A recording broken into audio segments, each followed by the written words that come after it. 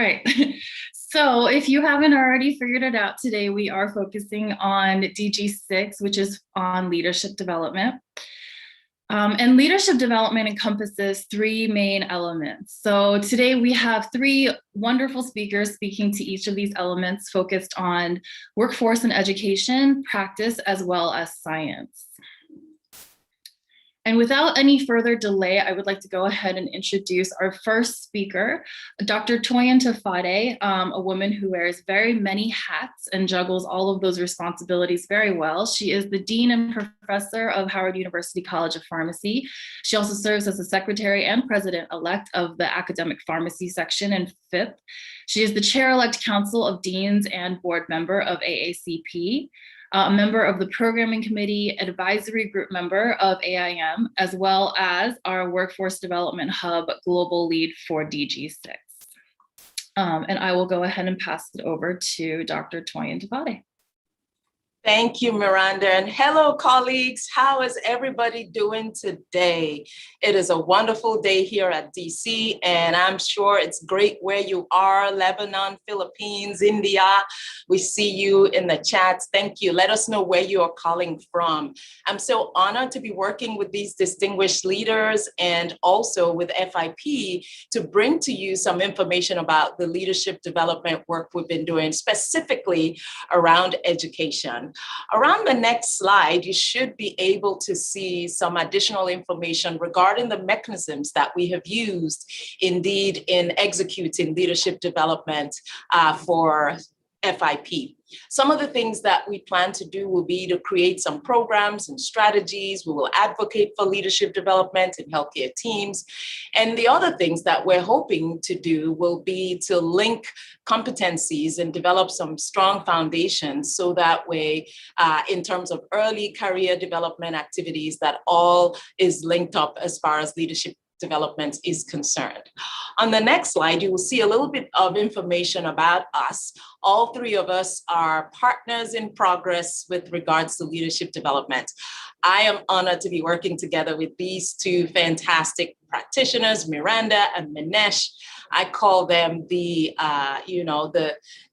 experts. They're the stars, and I bring up the rare for them, and really, really just so proud of the great things that they're doing in their practice and in their schools. We want to draw your attention to the Workforce Reference Guide. You can access that using www.fip.org, and you can access it through WRG DG6. We plan to update it with more of the information that we will be working on, and you'll hear some more about that from Minesh. On the next slide, I would like to go a little bit into some of the leadership activities that exist currently, even at FIP. FIP is here to serve you in your leadership needs, and I'm excited to report that the academic institutional membership, in collaboration with the American Association of Colleges and Schools of Pharmacy, actually launched the Global Academic Leaders Forum program in support of leadership development around the world. Many of you registered for it and participated in it. It's available online, and we look forward to having that being available to you in a live format. And so we ask you to stay tuned as soon as the pandemic is somewhat over and we're able to travel again. Also, we have a leadership development program for YPG that actually focuses specifically on a variety of topics to help strengthen what is already existent among our young professionals. As you know, our young professionals are the leaders for tomorrow. Some of the programming that exists, and this was under the leadership of John Lai and colleagues, it's about a 1.5-day session that also has topics on prioritization, strategic planning, servant leadership, ethics, working with people, understanding personalities, and more. We're really excited for the energy in YPG and so honored to partner with them in executing this program. In 2020, we were able to launch a longitudinal online leadership development program, actually started in 2019 after Abu Dhabi. Who would have known that the pandemic will occur, right? It was perfect for the pandemic because we were able to continue to facilitate sessions with leaders from all around the world around key leadership principles. We did publish a little bit of the process of what we had done in case you want to replicate it wherever you are, and the link to that publication is listed there. On the next slide, we're going to talk a little bit about some of the items that you need to keep in mind as we think about leadership in general. Is leadership important? I'm sure you would agree that leadership is important. So what is the importance of leadership in workforce? Leadership is influence. This is John Maxwell's quote. And I really like the picture there because you see the horse that is drinking from the trough. But the thing is that a leader anybody can bring horses to a place to drink, but not every leader, right, can make a horse drink out of that water. What kind of leader are you? I'm sure you've encountered a number of leaders who force you to the water, but you know you're not going to drink out of that water. I'm curious if you've had a good leader who was able to really inspire you for action, who was able to teach you enough to embrace lifelong learning principles, who was able to make sure that the profession was progressing appropriately. Put the name of that leader in the chat. I am curious to know the leaders that you have encountered over your time as a pharmacy professional, because we know we have good leaders, we have great leaders. And I encourage you that if there's somebody who's still alive today who has inspired you to action, that you should send them a private note so they know the impacts they have had over your life. A good leader must have vision. A good leader must be able to know what they're doing and show you where to go. On the next slide, we'll talk a little bit about the importance of leadership in education. As you know, our profession is changing rapidly. COVID has really fast-forwarded a lot of things, including digital health. A good leader needs to stay abreast of the professional landscape in order to effect educational transformation. We invite you, if you're on this call, to join us even for our Global Academic Leaders Forum with the AIM sometime in September, and we will be able to talk a little bit more about educational transformation. The changes that happened due to COVID have necessitated all colleges and schools to look inward and ask the question, what is the future gonna look like?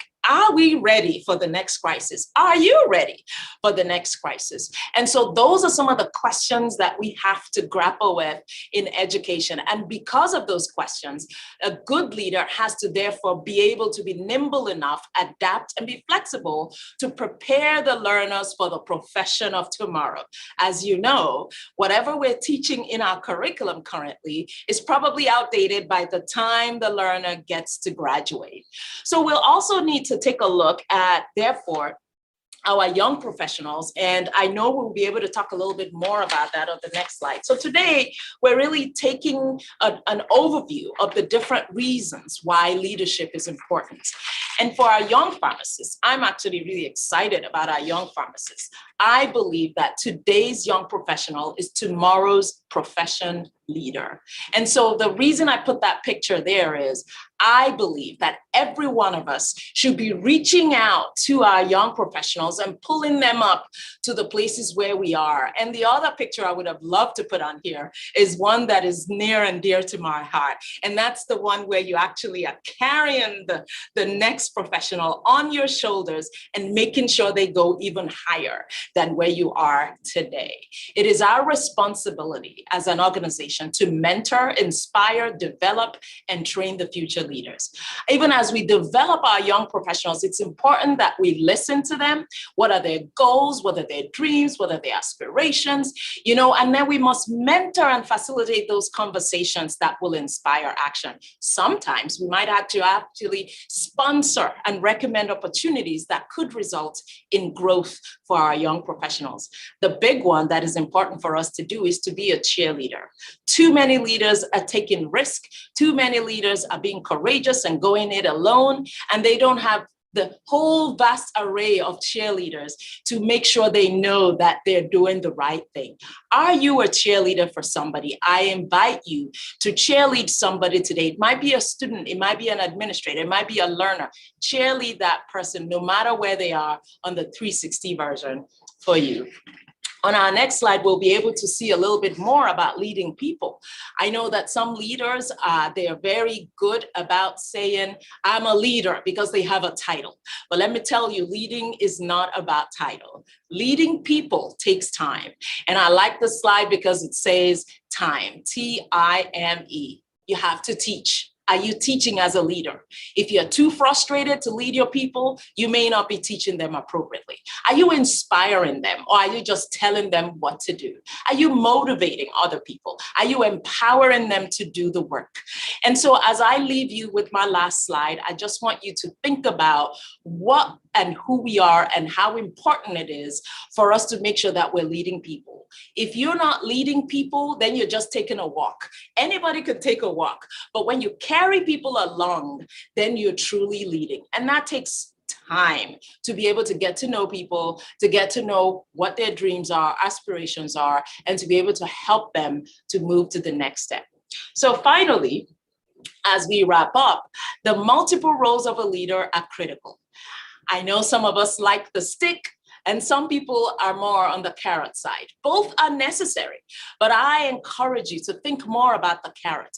A stick is easy, but a carrot takes strategic thinking. It takes knowing people. It takes checking out what the consequences might be. It takes using the necessary energy to pull people up to the next level. It means providing assistance, support, advice, help. Ultimately, I believe that a good leader must be a mentor. If you're not mentoring somebody to move up to the next level, you're not leading. You may be managing, but you're not leading. I believe true leadership comes from a place of love. If you don't love what you do, you're probably not leading in a good mindset. And so I leave you with that, and I'm going to turn you over to my colleague and practitioner extraordinaire, Dr. Manesh Parbat, who's going to talk to you about leadership from the practice side of things. Thank you so much for your attention, and thank you for leading with love. Thank you so much, Toyin. So I will go ahead and introduce our next speaker, Dr. Manesh Parbat. He joins us from the UK. Manesh has worked in senior leadership positions within the NHS and has led on medicines optimization projects both strategically and operationally. He continues to practice as an independent prescribing pharmacist and runs long-term condition clinics in asthma and structured medication reviews in a GP practice, and has done so for over 10 years. He is going to be talking to us about some of his experiences more recently with COVID being in the UK. So I will go ahead and hand it over to Manesh. Well, thank you very much. And what a privilege and honor to be speaking to each one of you leaders here today, and aspiring leaders, even more importantly. So moving on to the next slide. I'm going to be talking about the practice element of WDG 6, and this is about strategy programs for professional leadership, so it incorporates teams and looks at collaboration and performance, service development, and really focus on what the local needs are for the service developments. And, looks at demonstrating responsibility, accountability, and decision making, and really very much taking some form of ownership in your practice. Next slide. And what are the mechanisms? Well, very much so we need to promote the development of leadership skills that warrant professional autonomy and decision making and ownership. So we spoke about clinical responsibility and how can we very much ensure that we get the best possible outcomes for our patients across the health economy and various environments that we work in.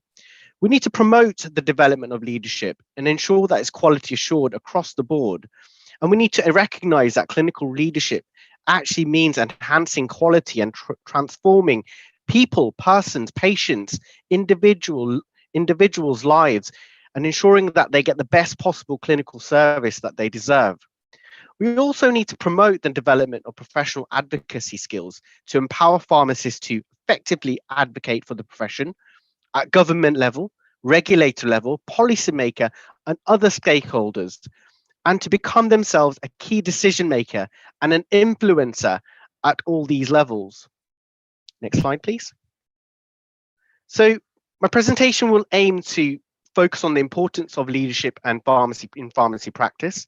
I'm providing an example of leadership in practice. So this is the vaccination sites that I was involved in setting up. The mechanisms and tools and ideas in which we could use to reflect on our leadership. And then we'll be focusing on FIP activities and publications.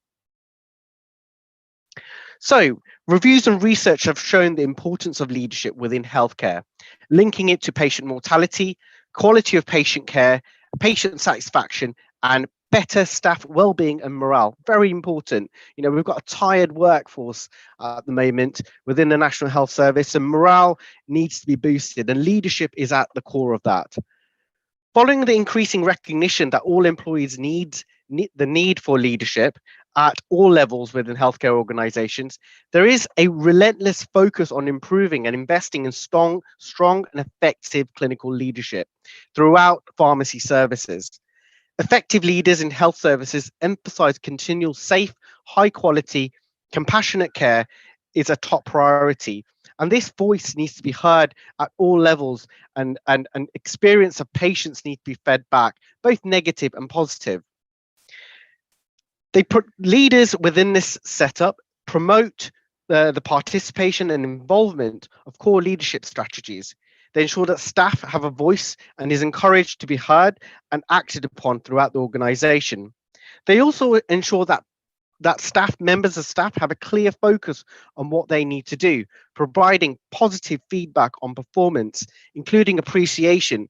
How often do we celebrate success? Leaders celebrate success, encourage staff to do even better. So, in essence, they act effectively, these leaders, to deal with poor performance and proactively address aggressive, inappropriate, unacceptable behavior and display compassionate care to our patients. And equally important, we need to ensure that these leaders actually continue to demonstrate continual professional development, ensuring that they enhance their knowledge and skills and abilities to improve patient care, safety, and provide compassion throughout the service they deliver. So I was involved with setting up of 4 vaccination sites across my local borough within my area.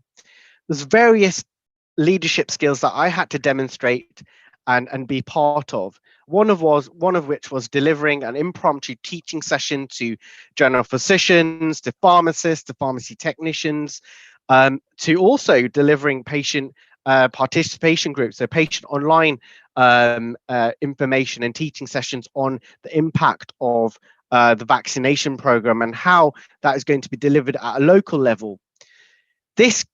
Such programs can create various challenges and obstacles, and this was very much a new program and it wasn't very mature in its service delivery. So we came up against a number of service level challenges, including service delivery, making sure our patients get the best possible service they deliver. And delivery of sensitive news was also a very big challenge for me as a leader, ensuring that we are following the government guidelines. There was a number of instances where we had to inadvertently refuse the vaccination, tell clinicians they're not labeled to vaccinate certain groups of patients based on local guidelines and national guidelines, and that could be a very challenging conversation. However, having a multidisciplinary approach and having a consistent message throughout and having regular meetings, providing feedback to colleagues is a very good way in which we started to communicate and reflect on our practice as leaders. We constantly asked for feedback and provided advice. We conducted a patient satisfaction survey of the current and local vaccination sites that we were part of and the service that we were delivering on. And we started to do something really quite simple, is providing an effective handover at the beginning and end of each shift. And something as simple as that, you'd probably think, well, that should be done anyway, but it actually provides that communication stream that's actually required from one shift to another. In essence, this required a lot of challenge. It did have a lot of challenge, required a lot of leadership and a lot of energy. But however, as Toyin said, love was at the core of it. And that's what made us even more keen to continue to deliver on the compassionate patient care that we wanted to deliver to our patients. Next slide, please. So this is a model that I use as part from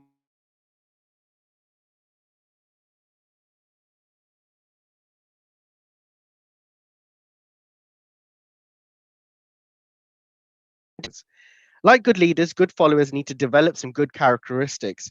Consider a sports team or a vaccination site, for instance, where pharmacists and GPs, nurses are all involved. We have those who lead and those who follow. At different times, different skills are required within a football game, a soccer game, an American football game, or cricket game, whatever sport you like. The team relies on the expertise and abilities of each individual at a set moment in time. And this was certainly the case when we were actually setting up and delivering on the vaccination program within my local area. Next slide, please. So what are the FIP activities and publications that we've looked at?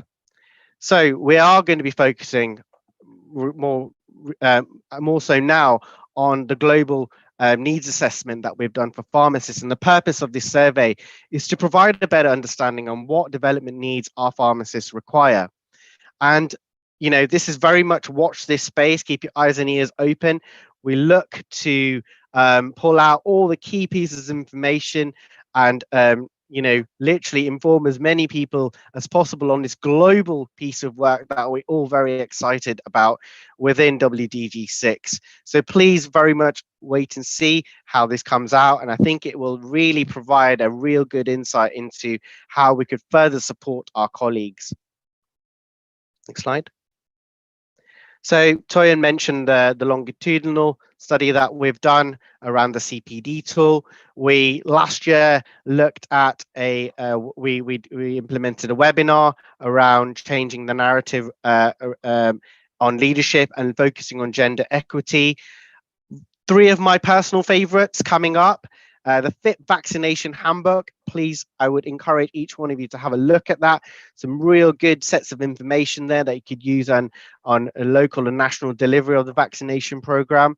And one of the pieces of work that I've looked at recently is to look at medicines reconciliation, focusing on use of pharmacists in primary healthcare.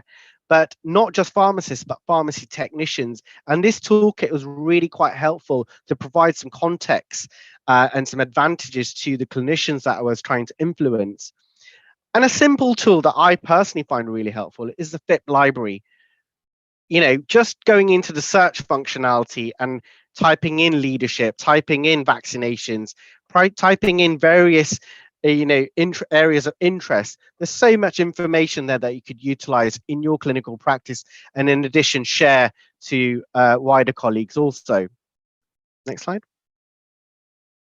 So I'd like to leave you on this thought. If your actions inspire others to dream more, learn more, do more, and become more, you're our leader. Thank you very much.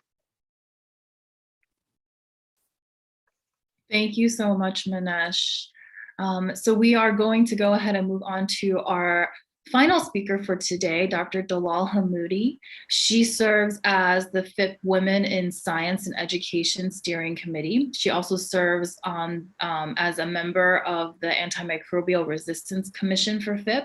And she comes to us today from Lebanese International University School of Pharmacy, where she serves as the chairperson of the Pharmaceutical Sciences Department. And without any further delay, I'll go ahead and pass it over to Dr. Hamoudi. Okay, hello everyone. Good morning, good afternoon, and so happy to be with you here today. Thanks, Miranda, for the introduction, and thanks for the FIP for having me to touch base on DG6 today, together with this interesting panel of scholars and practitioners. So my presentation is gonna focus on the science element of FIP DG6. So as you can see here, after discussing the workforce element and the practice element, I'm gonna go over the strategies and the programs in the element of science. So in FIP, scientific leadership is encouraged in order to sustain excellence among pharmacists and scientists so that they maintain sustainability in the research development manufacturing and regulations. We're gonna also go over details of this. So these are the mechanisms which are focused upon in the FIP DG 6 for the science element. These mechanisms include partnerships, for example, partnerships with different leadership programs and agencies that are capable of providing the requirements needed for a better leadership in the field of science, specifically pharmaceutical scientists. And as Toyin mentioned before, mentorship is really important, and accordingly, DG6 focuses on implementing mentorship programs with experienced pharmaceutical science leaders from all over the world in order to nourish the requirements in academia, industry, or regulation. And also, DG6 science element aims at establishing an inventory of quality leadership programs, of which I'm going to touch base on one of them in this presentation. So next slide, please. These are briefly what I'm going to focus upon. I'm going to focus on leadership in science. I'm going to showcase some examples of FIP statements and initiatives related to development of leadership in science. I'm going to highlight a leadership course which was offered by FIP in partnership with other important organizations, and we're going to learn some of the models which were taught in this course. Next slide, please. So actually, many definitions of leadership do exist. So we're not going to go into details of these definitions. However, these definitions agree on some important points needed in a leader, as my colleagues have mentioned before. So leaders should have a vision. They should know where and how to go. Leaders should be exemplary. The best way to lead is actually to lead by example. Leaders should be also inspirational and should take up their followers to higher levels. Character is also really important. Leaders should have ethics, should have integrity, should have transparency, and should be honest in order to be able to carry on leadership and inspire others. Leaders also should be able to take decisions and to stand by them. Leaders also show humility. So the good leaders are leaders who confess their mistakes and are not unhappy by mentioning that they need to correct them. Also, good leaders should be good communicators, whether it be verbal or written communication, whether it be listening or speaking. So you cannot lead without being a good communicator. Leaders are also courageous people, and they have usually the intention to do things like things should be done in the correct way, not in the way which is usually popular. So let's not misunderstand leadership. Leadership is not about titles. So it's not the CEO or the chair. Any person could be a leader in his or her own situation. Leadership is not also about management. So it's not to lead processes and things, but rather it is to lead people without having such a big sense of power or self-gain. So in the next slide, we're going to highlight how leadership has changed after the pandemic. It is not a secret that the pandemic has redefined who are the leaders who will keep on leading after Corona, whether it be in science, in pharmacy, or in other fields. So who are the leaders after the pandemic? Leaders after the pandemic should display very efficient, effective, and clear communication to be able to justify what is needed from their followers during the uncertain times. They should also be empathetic and genuine and should take care of human relationships. They should be able to manage hybrid teams as a result of the shift we have seen in the work. So in science, in research, work has shifted towards hybrid teams, and these should be effectively led. Also, the leaders after Corona should be agile and should be resilient in order to face the always changing circumstances, and they should make best use of technology which is available today to continue on leading of their teams. So this being said, let's see how can leaders in pharmacy and basically in pharmaceutical sciences, or what makes leaders in pharmaceutical sciences. That's what we're going to see in the next slide. So actually, why are pharmacists potential leaders? We as pharmacists in general, and as pharmaceutical scientists in particular, do possess many skills that render us potential leaders. For example, we have accuracy and integrity. We have attention to detail in whatever we do, be it research or be it practice or be it science in itself. We do have much analytical skills and scientific aptitudes, and we try to improve our scientific knowledge always through continuing education. Pharmacists are also counselors and are very good communicators with people. So their interpersonal and communication skills are highly developed during their study. And this justifies why they can be leaders in their community or in their research lab or when they lead science. Pharmacists also display much ethics and much consciousness of the surroundings, and thereby this makes them adapt easily, and this makes them justify how they do their leadership practices. Also, pharmacists are very well trained in management, and usually they multitask. So the essential skills that the pharmacist has allows him or her to be really a leader, and this applies to science as it applies to other aspects of pharmacy as well. Next slide, please. So actually building pharmacy leadership can be done through science. This slide only shows some models which we can obtain from leveraging the different aspects of research on leadership.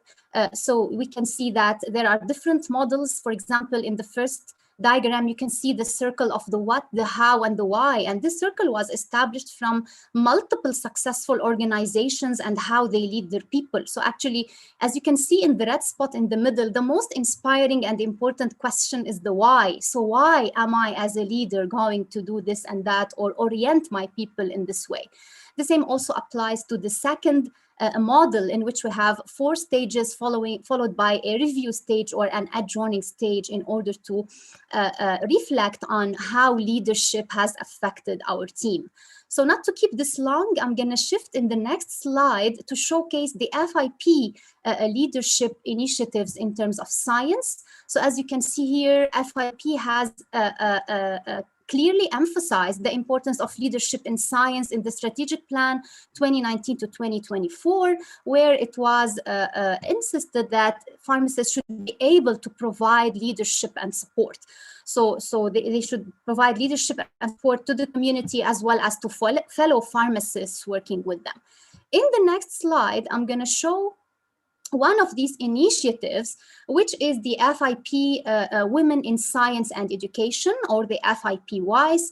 I have been honored to be a member in the FIP WISE and witness its initiative since it was launched like 1.5 years ago. So the purpose of FIP WISE is to empower women, since the role of women cannot be underestimated in science.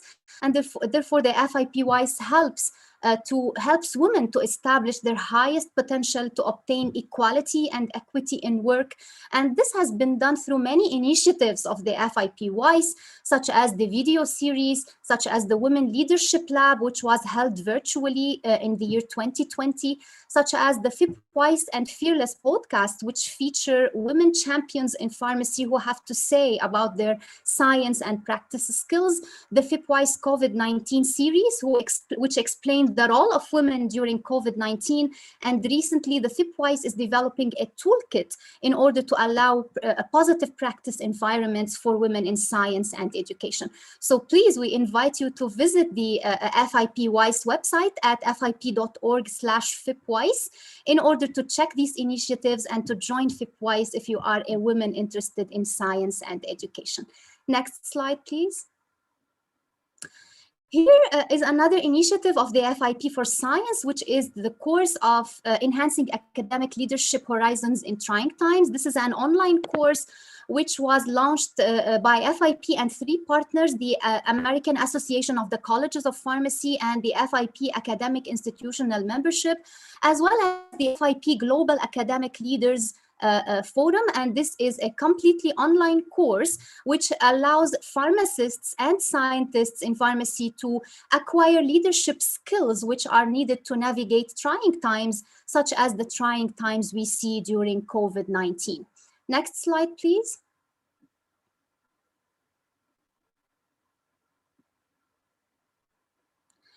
So actually, this is a highlight of the course. So the course is available on the FIP online learning platform, and it can be accessed completely online.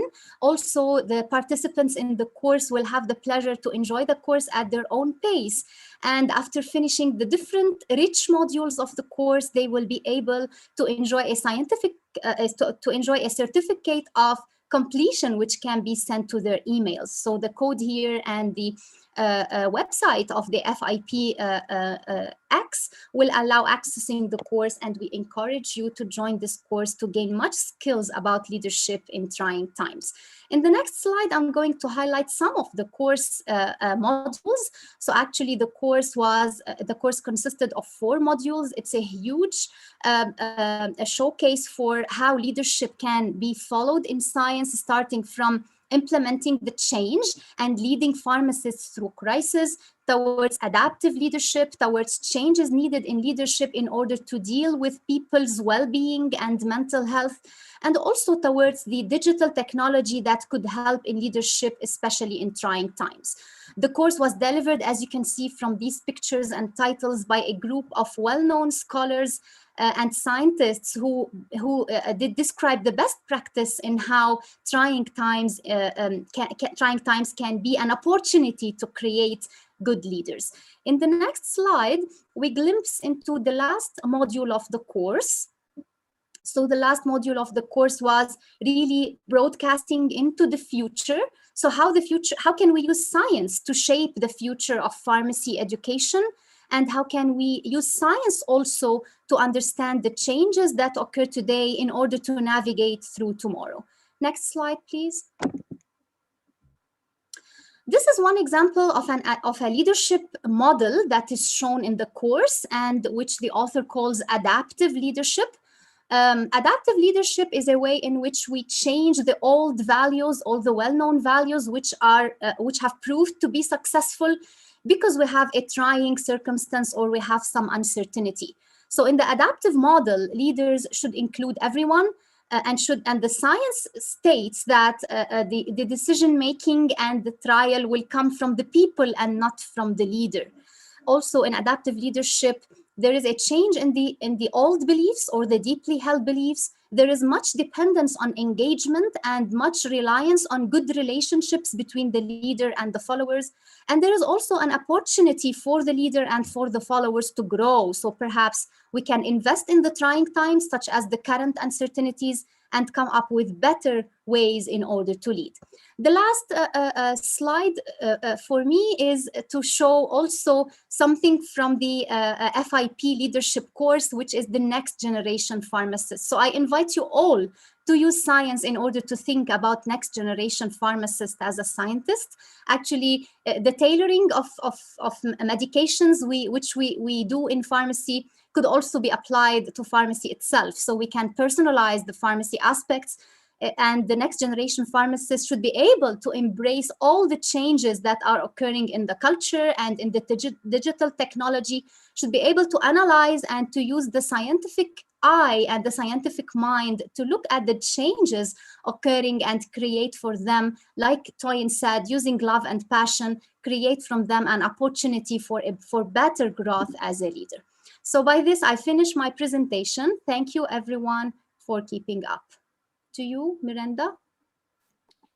Thank you so much. We are going to move to our time for a panel discussion. For those of you who have questions, please feel free to go ahead and ask them through the Q&A box, and we will go through them and have the panelists answer any questions that you guys might have. So if our panelists could please turn your cameras on so everyone can see your lovely faces. So we have one question from Colombia. This is directed towards Toyin, but I actually think probably all of our panelists can chime into this. The first question is, how can we include leadership topics in the usual curriculum of the universities?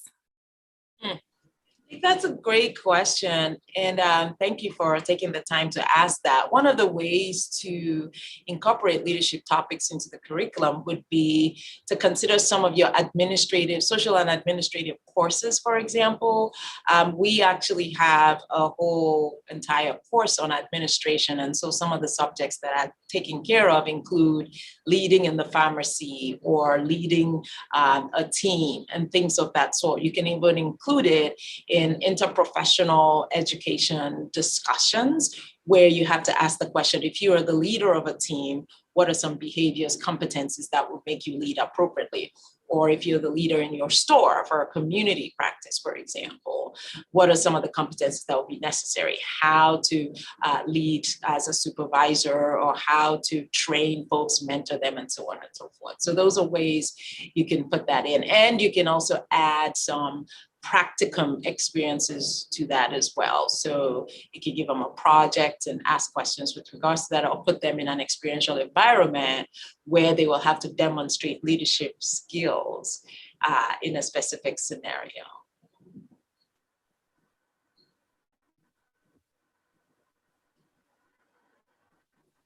Do any of our other panelists have anything to add?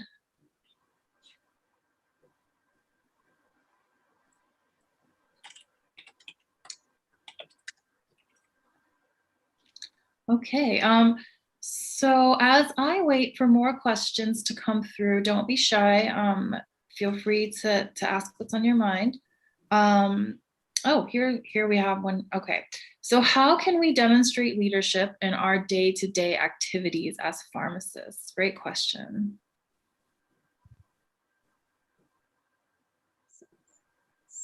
So would you like me to answer? Please go ahead. Yeah. Perhaps the answer lies in the few nice words that Toyin ended her presentation when she said, "Lead with love." So actually, to lead with love and passion, to give example.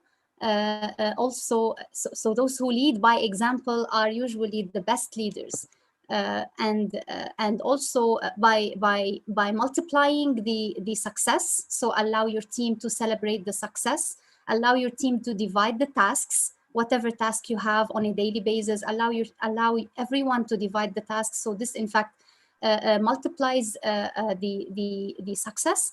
And this is sometimes called multiplier leadership, so that everyone will feel the success that has occurred, and this will make everyone, regardless of his or her position, a true leader.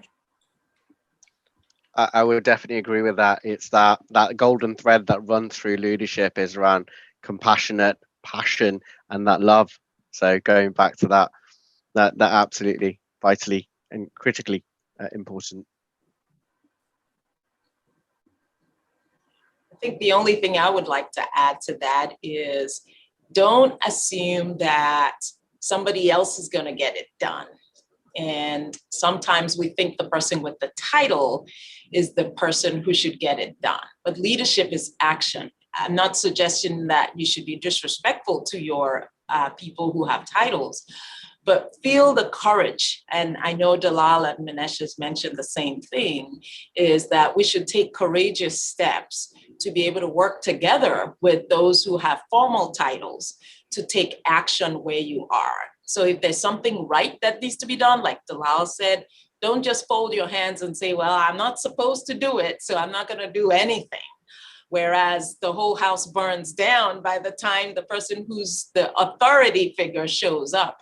And it's interesting because there have been individuals who ask the question, little L versus big L. And when we are courageous enough to take action, great things can happen. I'll give an example. We had what was it called now? There was a winter storm that happened in one of our classrooms. This was several years ago.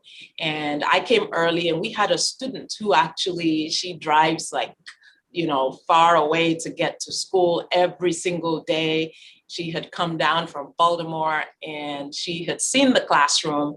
And because of the winter damage, there was burst pipes, and so there was flooding, and there was a risk of electrocution, right? And she immediately came to me, because I usually come early. She came into the dean's office. I saw her by the lobby side, and she said, Dean Tafade, you know, the classroom that such and such was up and that we needed to do something, and she's concerned about electrocution and so on and so forth. As a student, she didn't have to do that. She could have just waited for an official instruction not to use the classroom. But because of her leadership and her initiative and the action she took, she actually probably could have saved somebody from electrocution, right? Because I didn't know anything was going on in the classroom, but she had seen it, she took action, and that is leadership. Thank you. So we have a handful of other questions coming in. So this one is directed more towards Manesh, but I think everyone else can also chime in kind of towards the end. So for Manesh, did you encounter conflicts when leading the vaccination team, and how were you able to address them? And then to the other panelists, could you provide some examples of how you handled conflicts in your leadership journey? I think the first thing to address there.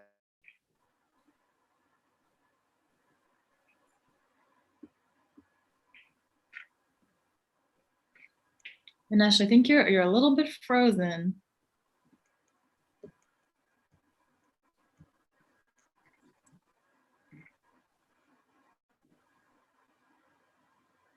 Okay, he's gonna join us soon, I think. Okay, so I think you might. All right, well, why don't we have either Toyin or Dalal and maybe answer the other part of that, and when he unfreezes, he can continue with his answer. Yeah, yes. So Toyin, would you like me to start? That's great. Actually, from our experience, usually the best practice is to listen to everyone. So conflicts always arise, and they are expected, and they are part of the normal practice. However, usually what we have trained to do, and we have learned that the difficult way is to listen to everyone in order to resolve conflicts, and to look at the overall interest of the or the basic vision before we try to resolve them. So we have to make everyone, we cannot please everyone, but at least we have to be fair.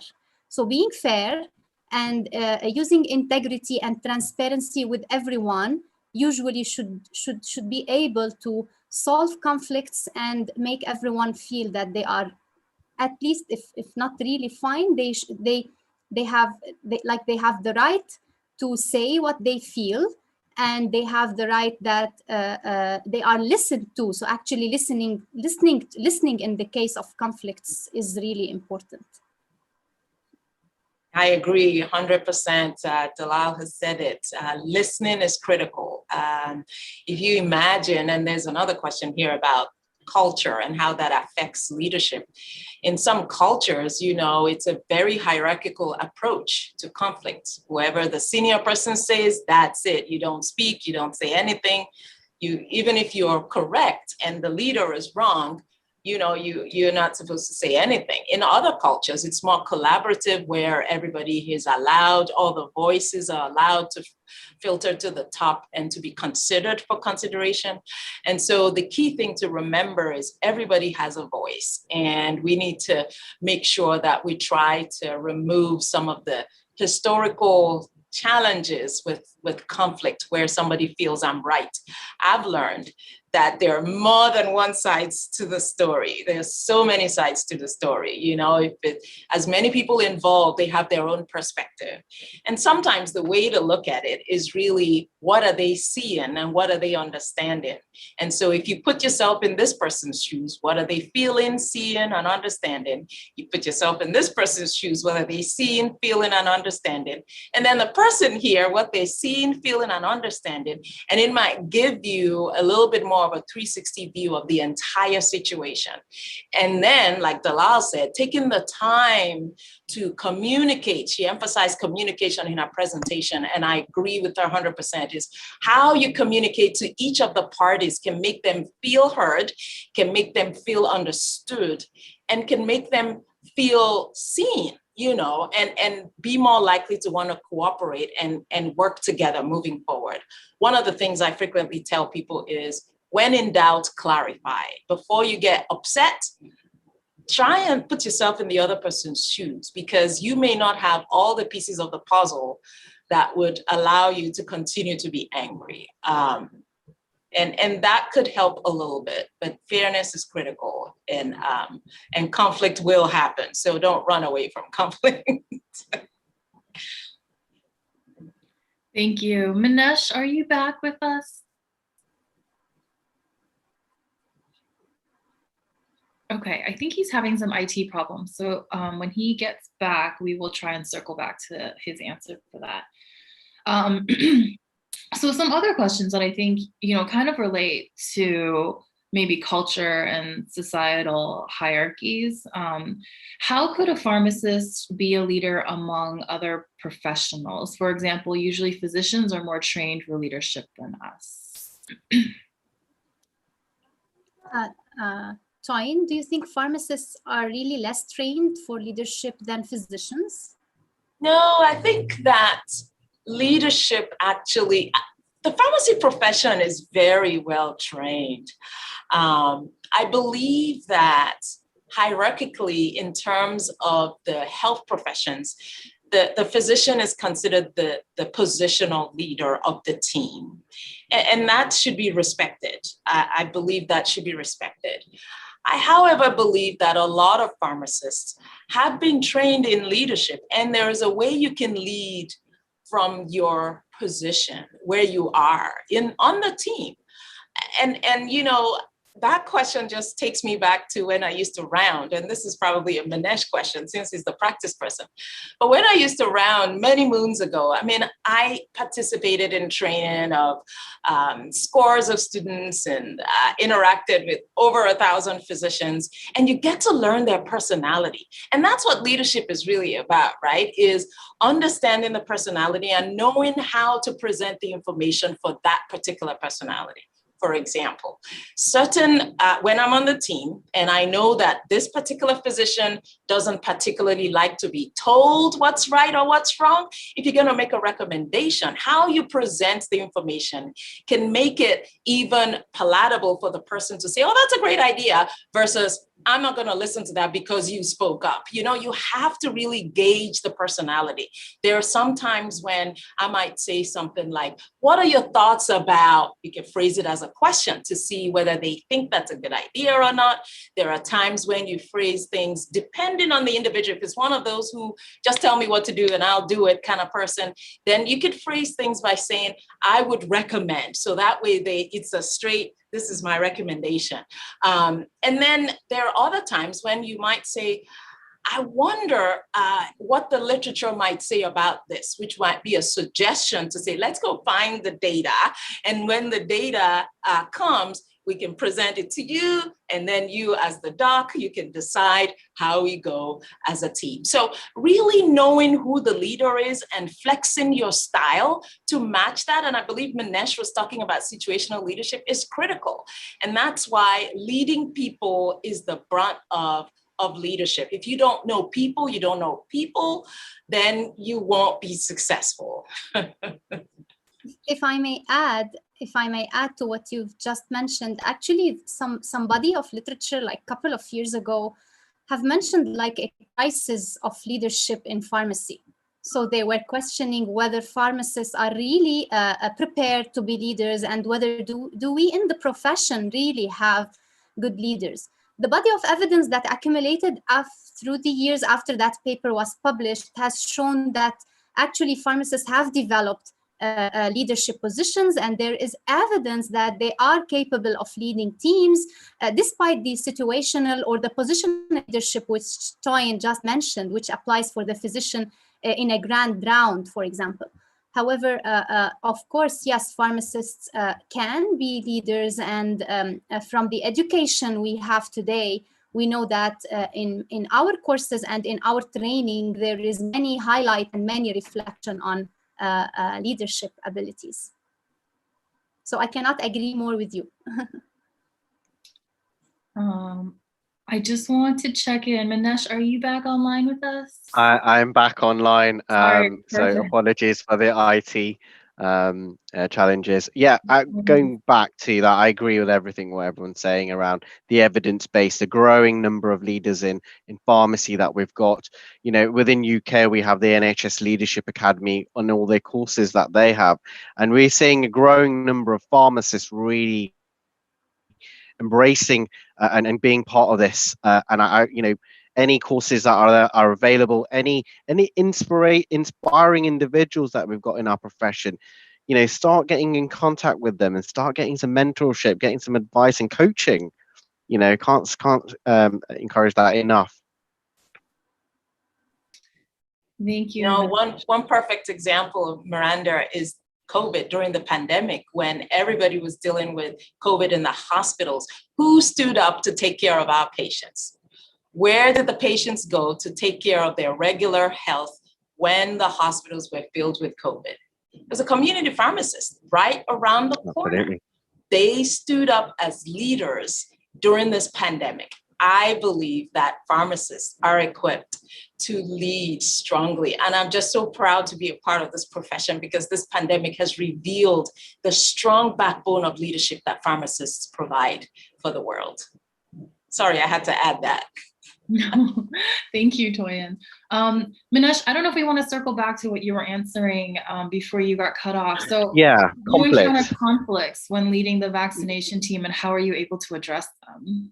I think I was going to say, going back to the point was around alignment of objectives. Sometimes when you're trying to lead a team, lead a program, when the objectives aren't aligned, or if there is a complete misunderstanding of what we're actually here to do, to deliver on, that's where in most instances you find conflict.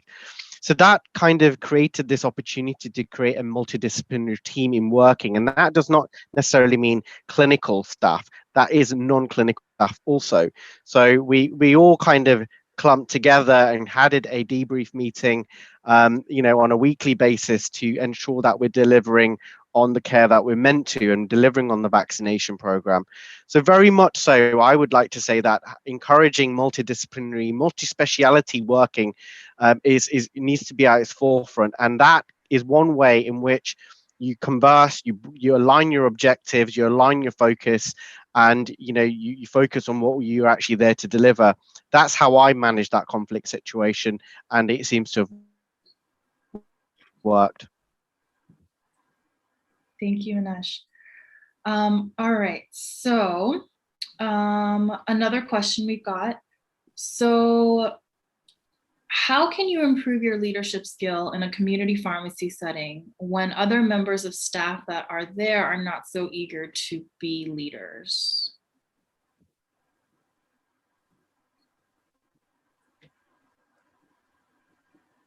When other people there are not eager to...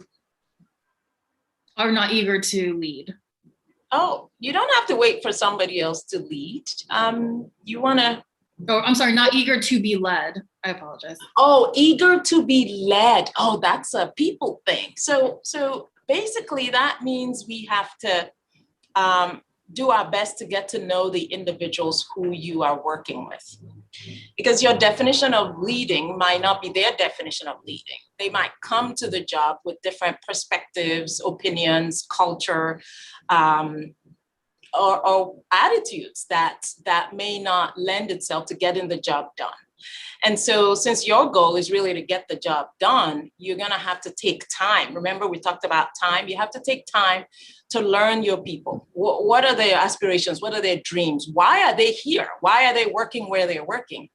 And how can you help them to be able to accomplish their dreams, their goals and aspirations? So outside of the job, what are some of the ways in which you can build that relationship? So one of the things that you have to remember is doing that. They say if a leader wants to go alone, you're taking a walk, right?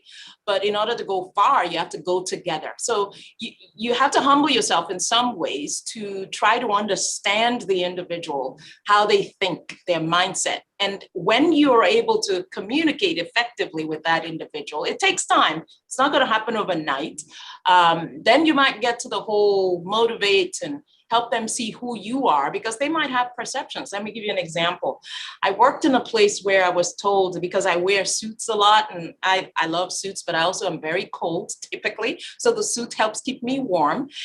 And I learned through an executive coach that some individual had given feedback that they thought I was more important than everybody else, is why I wear a suit. And I was like, oh, that's far from the truth, because that's not the reason why I wear a suit. So you don't know the perceptions people have of you. And that might be the reason that individual may not want to listen to whatever you have to say, even if it's the right thing to be doing at that point. So it's interesting. Human beings bring different constructs to a relationship and a situation that you have to be willing to understand and listen and seek to understand.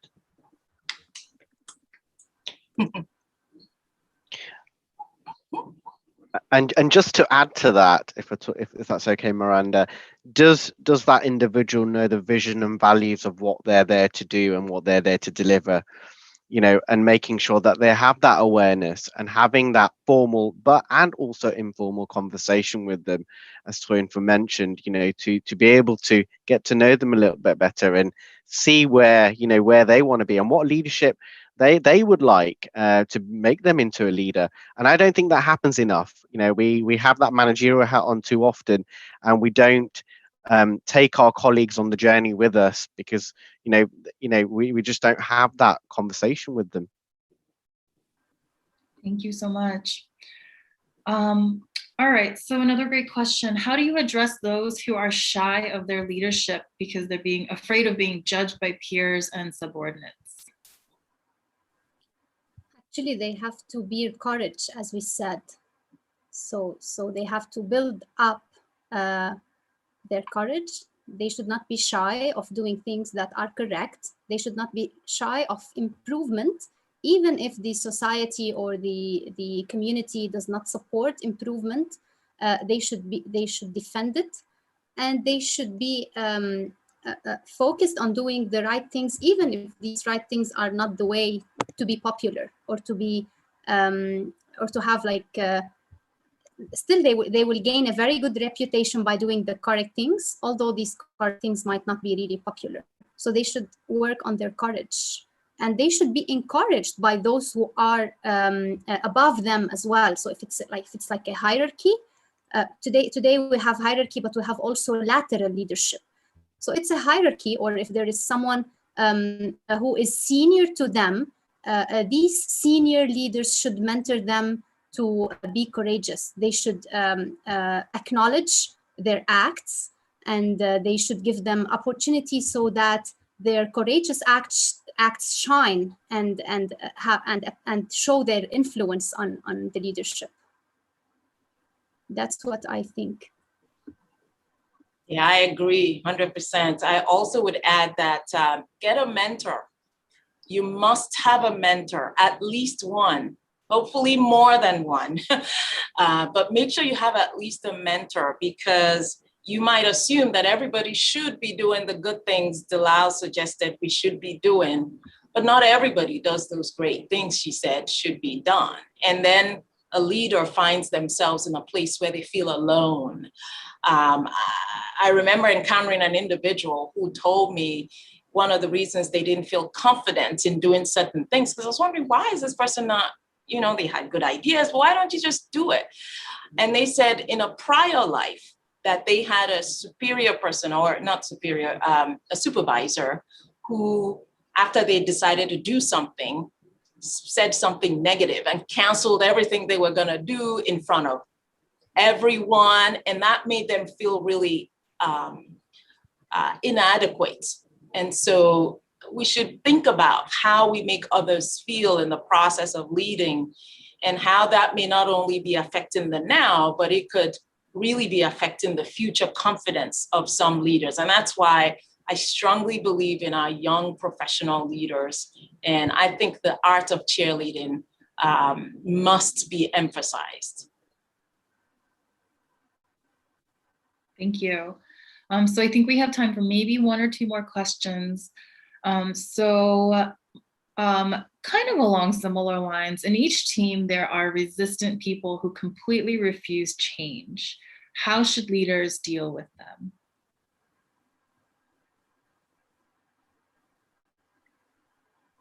I think it very much goes back to what we've said previously around having that conversation with them to understand what that resistance is.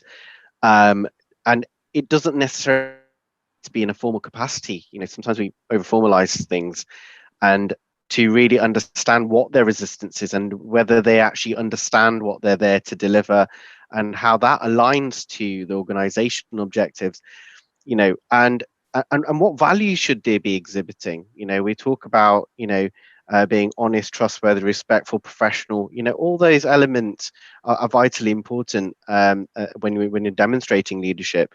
So resistance, yes, I would say that we just need to have that conversation to bring them on that journey with you. You know, let's try and see if you can get them on that train with yourself and take them on that journey to where we need to get to in terms of delivering that good patient care.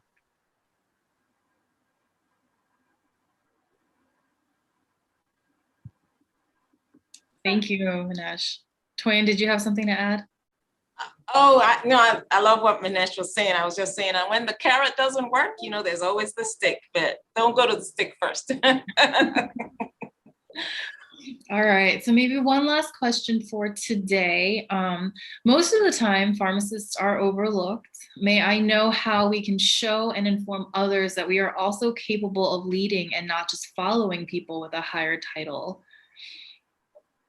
Yeah, so actually, I find a very good answer to this question in the example Toyin gave about COVID-19 clinics, when she mentioned that it was the pharmacist who was directing people and talking to them. And then it was the pharmacist later on who was advocating for the vaccines and encouraging people to take them. So actually, these examples from practice do really showcase that pharmacists can lead. We also do have other examples from scientific teams that is speaking about science. We have examples from scientific teams that are led by pharmacists, for example, specialized pharmacists in particular sciences.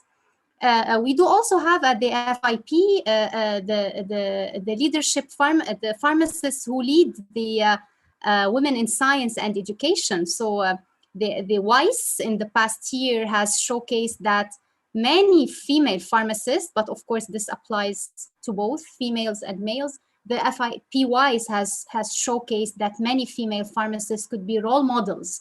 And they have the FIP WISE toolkit and the FIP WISE publications do have many, did showcase many evidence of how these pharmacists did really play the role of a leader and not a follower. Thank you. In addition to that, I will continue to advocate we need to create and continue to create the body of evidence that we have around pharmacy leadership. You know, you can never say enough. We need to continue going to do our service evaluations, our studies, and ensure we get these published. You know, so publication is going to highlight the importance of continuing to having pharmacists at the core of every health sector in the world. And you know, that's a real big ambition. Thank you. And maybe if I just have one last thing to add to that question, actually, for those of you who are practicing on interprofessional teams and pharmacy is relatively new, you know, I've had that experience and I'm still kind of in that experience where I am an ambulatory care pharmacist in a clinic that never had a pharmacist before, and trying to figure out where I was going to be able to be helpful was a really interesting aspect. Trying to stick myself in a process that has been the same for the past, 10 years, and suddenly there's this new healthcare professional here.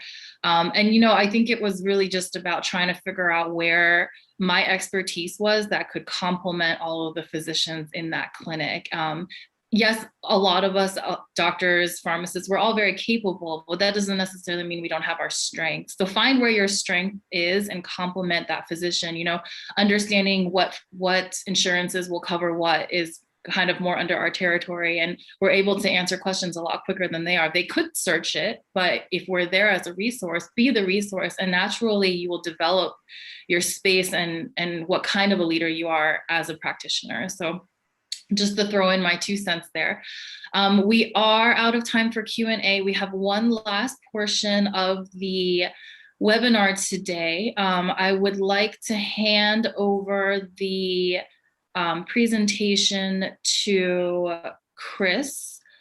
Chris is the lead for data and intelligence for FIP, and I believe he has some information that he would like to share with you. Thank you very much, Miranda, and hi everyone. I'm very briefly going to talk about the Global Pharmaceutical Observatory and particularly how we monitor and evaluate the development goals, and today's development goal being number 6, leadership. The FIP Global Pharmaceutical Observatory's mission centers around data, intelligence, advocacy and reporting, and we know the importance of data, and for data to provide us with evidence, and for evidence to provide us with intelligence. And we know intelligence is also important for leadership. But our first task at the Global Pharmaceutical Observatory is to collate valid global data on workforce, education, practice, and pharmaceutical science.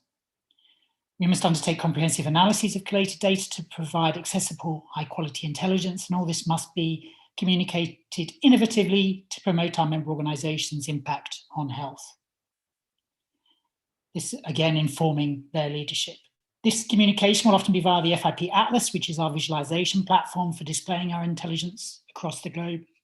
And finally, we provide evidence-based strategic information reports and guidance on the application of pharmaceutical science policies, practices, and services. In the next slide, you'll see the FIP GPO outputs and influences. These will be sharing and disseminating intelligence that informs policy formation and advocates for the profession, and again, a key aspect of leadership. Country monitoring, reporting, and information comparisons, and these could be benchmarking for how many pharmacies, prescriptions, regulatory comparisons, vaccinations, service comparisons, whatever you want to look at, we can compare. Research and analysis, and that could include research and analysis around leadership, evaluation of trends to support action planning, facilitating collaborative working and national and transnational networking, bringing nations and organizations together to deliver transformational projects, evidence generation for capacity building, and the potential for linkages with other observatories, which are part of other organizations such as the World Health Organization and the Organization for Economic Cooperation and Development.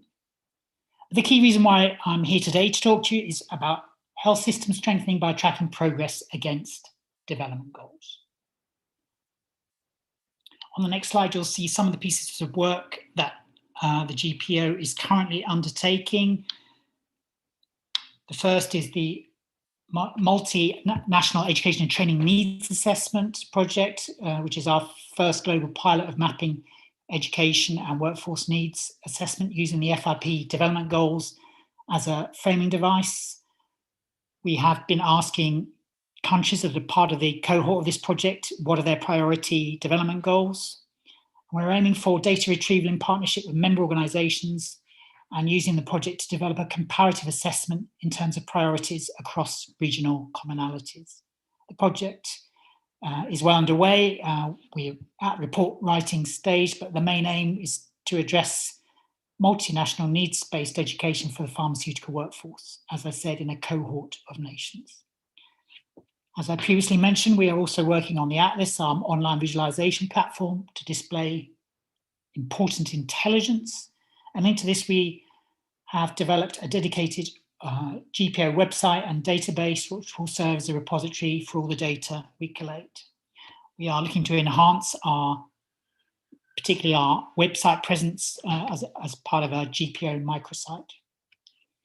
We're advised on the strategic direction of our work by the One FIP Data and Intelligence Commission, which meets regularly to discuss big ticket items that provide assurance and guidance on achieving the GPO vision and mission. And finally, and again, the reason why we are here today, we have an important project that aims to produce indicators that will measure and monitor progress towards the development goals.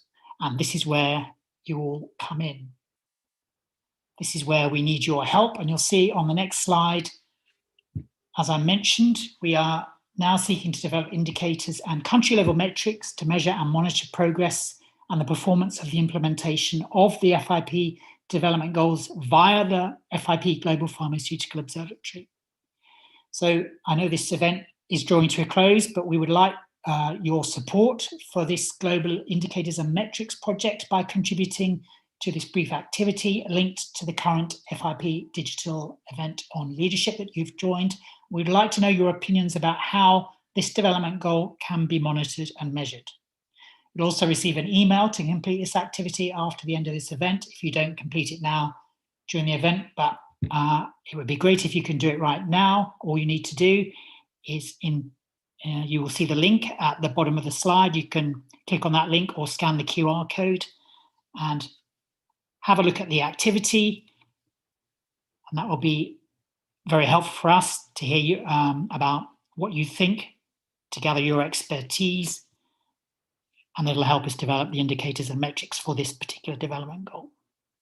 So that's all I had to say, and thank you very much for your attention. Thank you so much, Chris, and thank you everybody for attending today. We hope that this was a useful, helpful, informational webinar for you. Again, it is being recorded, so you guys will be able to access this after the webinar if you would like to go back and reference anything that was said. And please stay tuned for the next episode, episode 10, which will be on August 4th, 2021 from 11 to 12:30 CEST on advanced and specialist development. So that will be a really good one. We hope to see you there. Friendly reminder for World Pharmacist Day in September, which is coming up in just a few months. If you would like to join the campaign, there's some information for you on this slide here. It takes just a few simple steps and just a minute to create a graphic and add your voice to promote World Pharmacist Day and the role of pharmacists around the world. And with that, I will go ahead and close us out. Thank you so much for joining us. Thank you, everybody. Have a good day. Thank you, everyone. Thanks, Miranda. Thank you. Thank you, everyone. Thank you.